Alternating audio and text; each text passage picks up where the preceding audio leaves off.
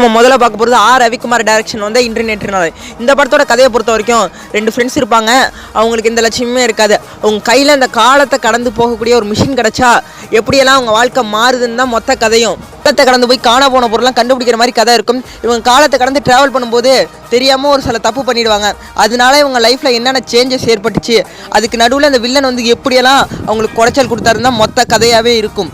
இந்த வீடியோட ஃபஸ்ட்டாக நான் சொல்ல வந்தது, இவங்களுக்கு இந்த பொருள் கிடைச்சதுனால என்னென்ன மாறுதல் ஏற்பட்டுச்சு, அந்த வில்லனுக்கும் இவங்களுக்கும் எப்படி இந்த பொருள் மூலமாக சண்டை வந்துச்சுங்கிறத அழகாக ஸ்க்ரீன் ப்ளே பண்ணி காமிச்சிருக்காங்க. இந்த படத்துலையும் ஹீரோ வில்லன் கிளாஷ் தான், அதை கொஞ்சம் டிஃப்ரெண்ட்டாக காமிக்கிறதுல தான் இது படம் கொஞ்சம் வேறுபடுது.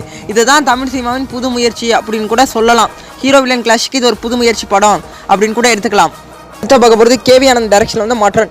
இது வரைக்கும் அண்ணன் தம்பினா எப்படி காமிச்சிருப்பாங்க, ஒன்று ஃபேஸ் ஒற்றுமையாக இருக்கும், இல்லைனா அவங்க செய்கிற செயல்கள் ஒற்றுமையாக இருக்கும்.